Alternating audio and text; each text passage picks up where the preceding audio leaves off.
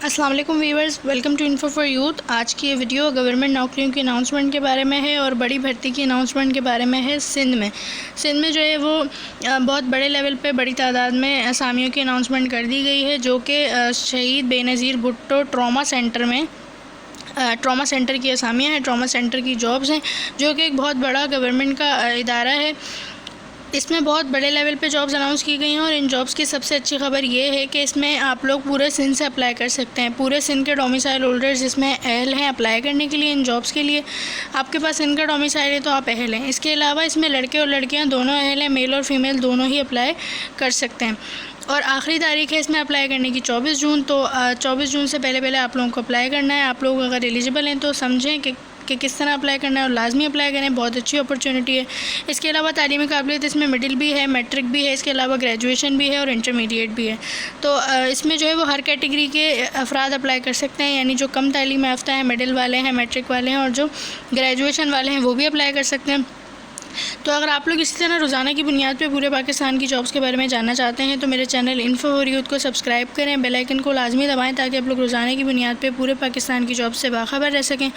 और मेरे इंस्टाग्राम को भी फॉलो कर सकते हैं। इंस्टाग्राम का लिंक डिस्क्रिप्शन में मौजूद है ताकि आप लोगों को रोज़ाना की बुनियाद पर इन जॉब्स के एडवर्टाइजमेंट और फॉर्म्स के हवाले से और पूरे पाकिस्तान की लेटेस्ट जॉब्स के हवाले से अपडेट मिलती रहे।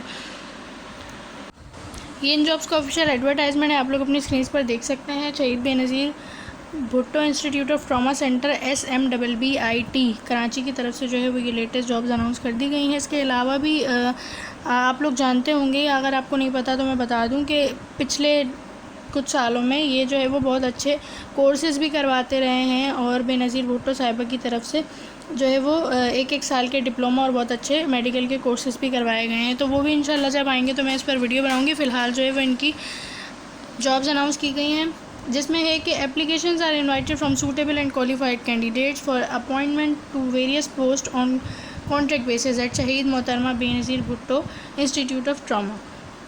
तो ये कॉन्ट्रैक्ट बेस की जॉब्स हैं, इसमें काफ़ी सारी जॉब्स हैं, लेकिन जो है इदारा बहुत अच्छा है। पहली है कंसल्टेंट एमरजेंसी की, जिसमें FCPS FRCEM या DAB अगर आपने इमरजेंसी मेडिसिन में किया हुआ है, आपकी जो डिग्री है वो PMDC से रजिस्टर्ड है तो आप अप्लाई कर सकते हैं। एज लिमिट इसमें कोई नहीं है। देखें, आप लोग देख सकते हैं कि ये भी अच्छी खबर है। और पूरे सिंध से आप लोग जो है वो अप्लाई कर सकते हैं। सिंध का डोमिसाइल है तो अप्लाई कर सकते हैं। कंसल्टेंट इन्फेक्शियस डिजीज़ की है, जिसके लिए FCPS है, MRCS है, DAB है इन्फेक्शियस डिजीज़ में, तो आप लोग अप्लाई कर सकते हैं सिंध से। इसके बाद है कंसल्टेंट थॉरेक्स सर्जरी की, जिसके लिए FCPS अगर आपने थॉरेक्स सर्जरी में किया हुआ है PMDC से तो आप लोग अप्लाई कर सकते हैं पूरे सिंध से। इसके बाद है कंसल्टेंट फिजियाट्रिक्स की, जिसके लिए FCPS या MCPS अगर आपने किया हुआ है तो आप लोग अप्लाई कर सकते हैं। इसके बाद है एमरजेंसी फिजिशियन की। एमरजेंसी फिजिशियंस के लिए FCPS अगर आपने एमरजेंसी मेडिकल या एमरजेंसी मेडिसिन सर्जरी या MRCP में किया हुआ है तो आप लोग अप्लाई कर सकते हैं, लेकिन आपको तरजीह दी जाएगी अगर आपने पोस्ट क्वालिफिकेशन या एक्सपीरियंस वगैरह आपके पास है तो।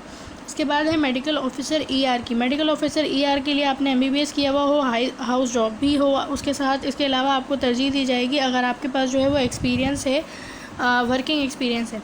आप लोग पूरे सिंध से अप्लाई कर सकते हैं 35 साल की एज तक। इसके बाद 7वें नंबर पर है मेडिकल ऑफिसर वेस्क्यूलर सर्जरी की, जिसके लिए MBBS तालीम हो, 1 साल हाउस जॉब हो, इसके अलावा जनरल सर्जरी में 1 साल तजर्बा हो और आपको तरजीह दी जाएगी अगर आपने वेस्क्यूलर सर्जरी का आपके पास जो है वो एक्सपीरियंस है। 35 साल आपकी एज होनी चाहिए। पूरे सिंध से अप्लाई कर सकते हैं। इसके बाद है मैनेजर बायोमेडिकल की, जिसके लिए बैचलर्स तालीम हो बायोमेडिकल इंजीनियरिंग में। डिप्टी मैनेजर नर्सिंग की है, जिसके लिए MBA होना चाहिए हेल्थ मैनेजमेंट, या फिर आपके पास जो है वो BSN 10 साल है तो आप अप्लाई कर सकते हैं। इसके बाद है deputy manager research and development की, जिसके लिए मास्टर्स होना चाहिए एपिडेमियोलॉजी में, इसके अलावा बायोस्टेटिक्स में, तो आप अप्लाई कर सकते हैं। इसके बाद लीगल ऑफिसर पार्ट 1 की है, जिसके लिए LLB अगर आपने किया हुआ है या bar at law with post qualification है अगर आपके पास तो आप अप्लाई कर सकते हैं। एकेडमिक एंड ट्रेनिंग ऑफिसर की है, जिसके लिए बैचलर्स तालीम चाहिए 3 साल एक्सपीरियंस के साथ, तो आप लोग अप्लाई करेंगे। इसमें काफ़ी सारी जॉब्स जो है वो अनाउंस की गई हैं, हर कैटेगरी की जॉब है।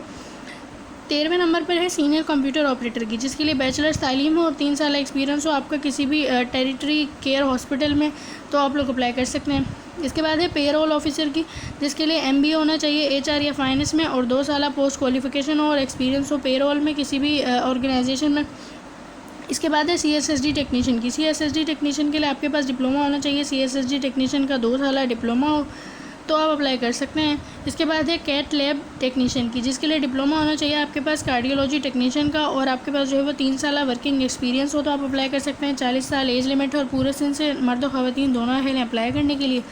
इसके बाद स्टाफ नर्स ICU की है, जिसके लिए रजिस्टर्ड नर्स हो, आपकी जो डिग्री है वो रजिस्टर्ड होनी चाहिए।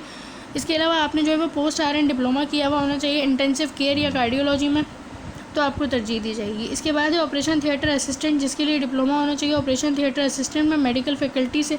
35 साल आपकी एज हो और आप सिंध से हैं तो अप्लाई कर सकते हैं। एनेस्थीसिया टेक्नीशियन की है, जिसके लिए डिप्लोमा होना चाहिए एनेस्थीसिया टेक्नीशियन में सिंध मेडिकल फैकल्टी से, और आपके पास एक्सपीरियंस भी है, 35 साल एज है और सिंध से हैं तो अप्लाई कर सकते हैं। कार्डियक केयर टेक्नीशियन की है, जिसके लिए कार्डियक टेक्नोलॉजी में आपके पास सिंध मेडिकल फैकल्टी से एक्सपीरियंस है तो आप अप्लाई करने के लिए अहल हैं। इसके बाद है बायोमेडिकल टेक्नीशियन की।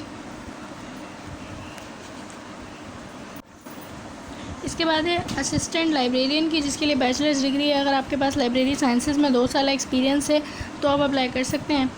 इसके बाद है सीनियर ECG टेक्नीशियन की, जिसके लिए ECG टेक्नीशियन का आपके पास डिप्लोमा और सिंध मेडिकल फैकल्टी से 35 साल एज हो तो आप अप्लाई कर सकते हैं। सीनियर सुपरवाइज़र सिक्योरिटी की है, जिसके लिए रिटायर्ड GCO होना चाहिए मिलिट्री ऑर्गेनाइजेशन से, या आपके पास जो एक्सपीरियंस है तो आप लोग वो भी इसके लिए भी अप्लाई कर सकते हैं। सिक्योरिटी सुपरवाइज़र के लिए जिसके लिए रिटायर्ड मिलिट्री से होना ज़रूरी है।